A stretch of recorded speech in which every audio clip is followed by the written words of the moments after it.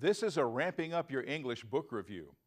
If you've taken an interest in the theme of trains and railroads, you can grow that interest with Trains magazine. This is for the serious rail fan or just anyone who loves trains. Each issue has a main theme, this one about Western steam engines clearing the tracks of snow and ice. Since the featured events were for photographers, there are incredible pictures in this special winter and holiday issue. This issue also features Union Station in Kansas City, a beautifully remodeled historic train station served by Amtrak's Southwest Chief during its nighttime run between Chicago and Los Angeles. Trains magazine is also a good source of finding railroad museums closest to your home. If you want to know more, visit their website. I found my copy at a newsstand and I just couldn't resist buying it. This has been a Ramping Up Your English book review. I'm John Letts. Welcome back to Ramping Up Your English.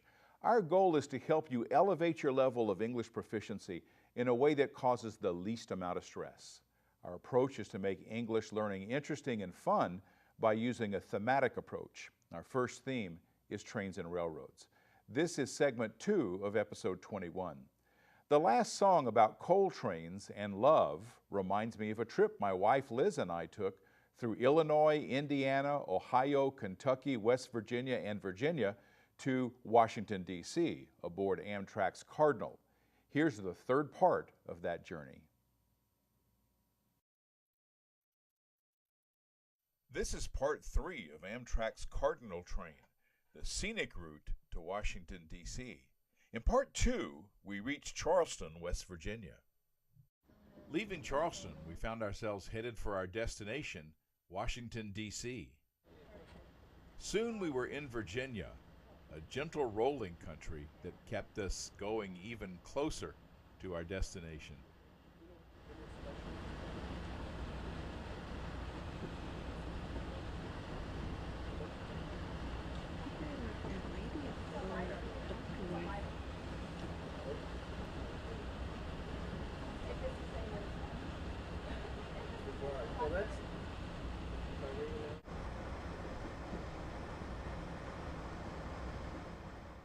As John Denver wrote, "Life is old here, so is death.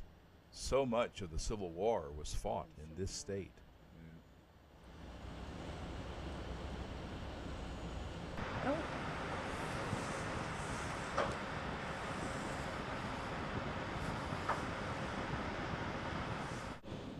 Now our excitement rose even more because here we are crossing the Potomac River. And we're getting our suitcases together to get off of this train because we're soon going to be in Washington, D.C. While the Cardinal went on to its end point in New York City, we explored our nation's capital. And then I can go here. And where are we here? Where are we? We are in Washington, D.C. at the National Mall. And no, we're not buying shoes here. We're looking at all the monuments and all the museums on our National Mall. West side. The wooden doors you see on the balcony are where every president since Ronald Reagan had their inauguration. The Washington Monument still towers over the mall, but in 2013 it was still being repaired for damage that it sustained during an earthquake. This is the Museum of Natural History, one of many Smithsonian Institute museums on the Washington Mall. Meet James Smithson, a wealthy Englishman who donated his entire estate to establish what has grown to be the largest museum and research organization in the world, the Smithsonian Institute. You can meet him. He's buried right here in the castle. Entrance into the Smithsonian Museums is free, so the crowds get pretty big. From the mall, we got this enticing view of the White House in the distance. Since Congress had imposed the sequester, our White House tour was canceled. This is from the vantage point of probably, well, we know thousands of people were here that had bussed into Washington, D.C. in 1963 to hear Martin Luther King right up there at the Lincoln Memorial, give his I Have a Dream speech. We're standing on the spot where some people were standing, listening to that speech. With the White House tour a no-go, the Lincoln Memorial became our main goal. So we're headed there on our first full day in the Capitol.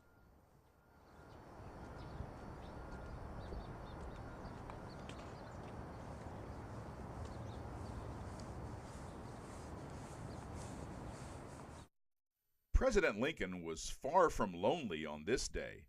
People from all over the country and all over the world come here to pay their respects and to admire this savior of our republic.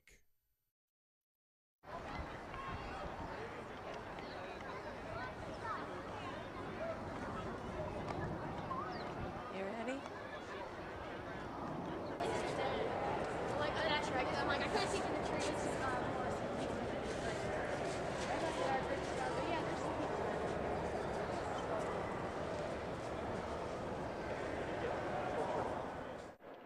The inspiring words of Lincoln are engraved on the walls inside the monument.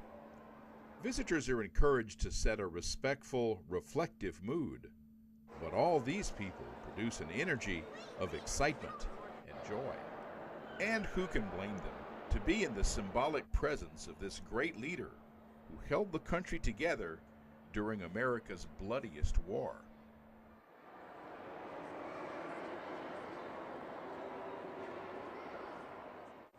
This is the view looking east, the view Martin Luther King Jr. had while giving his I Have a Dream speech. Only the reflecting pool then was lined by a sea of people.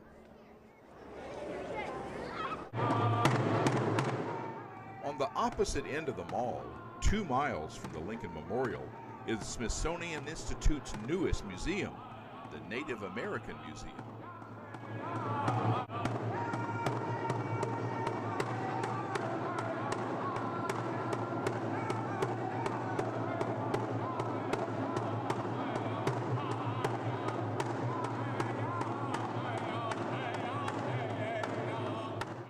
Various native tribes were involved in the museum's design, allowing visitors to learn about Native American culture in the past and in the present. My name is Ben Zokai, and I'm a museum cultural specialist. I'm a proud member of the Kiowa, Santi Dakota, and okay. On Amtrak's Cardinal westbound,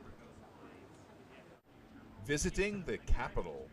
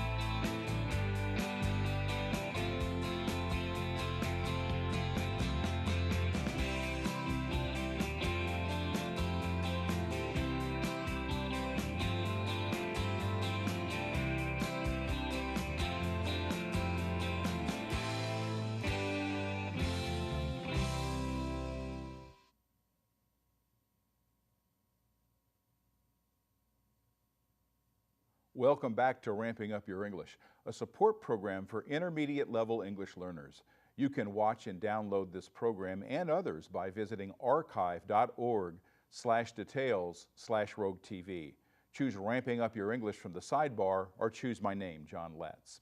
You can see this program on Channel 15 in Ashland and Channel 182 on Charter Cable.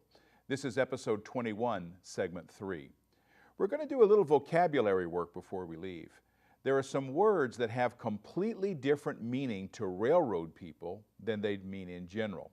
Vocabulary that has a narrow meaning to a certain group of people is called jargon in English. Railroaders have their own jargon, changing the meaning of words that we might already know. The first example is the word frog. In the railroad world, where one rail peels off another rail is called a frog. A switch is moved, moving that part of the rail that causes the wheels of the train to leave one rail and travel on the other. So if you hear that a train is approaching a frog, you don't have to go save some amphibian. They're just changing rails. Appropriately, one of the biggest companies in selling train videos is called Green Frog. They have a huge inventory of train videos, which you can see at greenfrog.org. You can also see a bunch of their videos for free on the internet. Another common word with a special meaning to railroaders is the word diamond.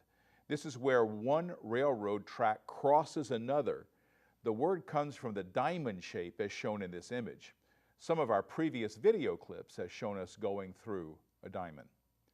Now, if you get to meet a hogger, consider it an honor. A hogger is a train engineer.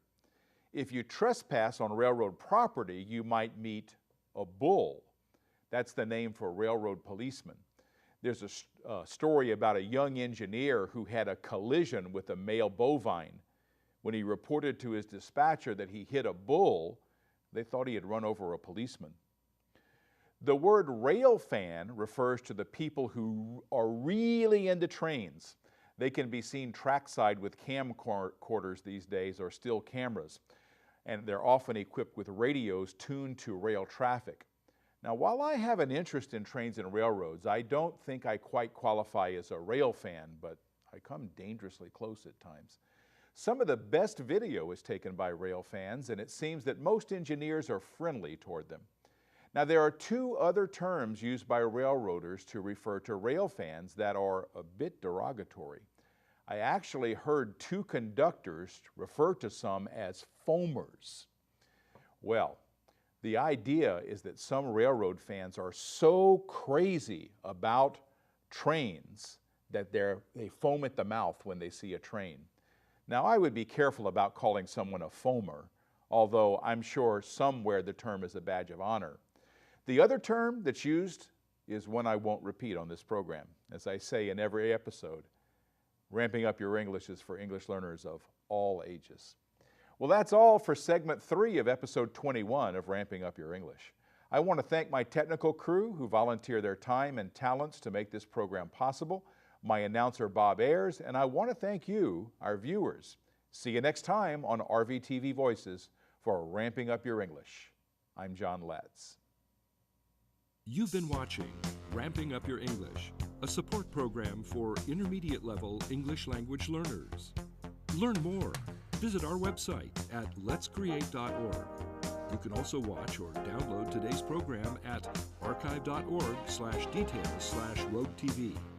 Join us next time on RVTV Voices for Ramping Up Your English.